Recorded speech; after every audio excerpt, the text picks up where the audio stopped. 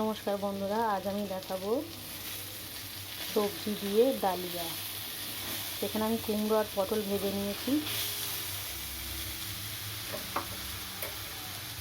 এর মধ্যে আমি আদা আর গোটা গরম মশলা ছেঁচে দিয়ে দিলাম।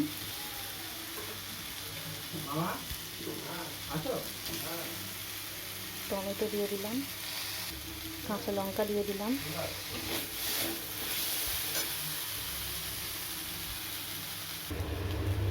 এখানে দিয়েছি নুন, হলুদ, ধনে গুঁড়ো, জিরে গুঁড়ো আর চিনি।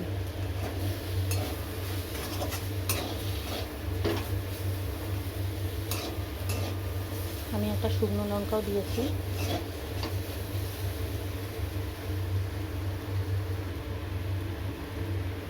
এখানে আমি ডালিয়াটা ভালো করে ধুয়ে রেখেছি, দিয়ে দিলাম।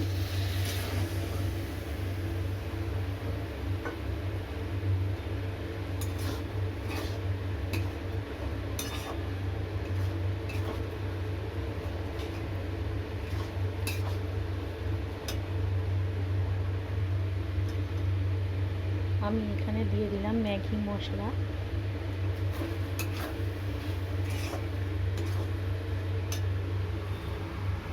এখানে আমি মুগের ডাল, পেঁপে, আলু সিদ্ধ করে রেখে দিয়েছি।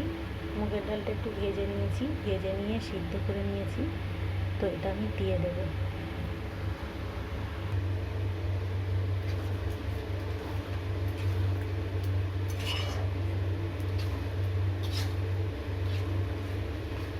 জল দেব।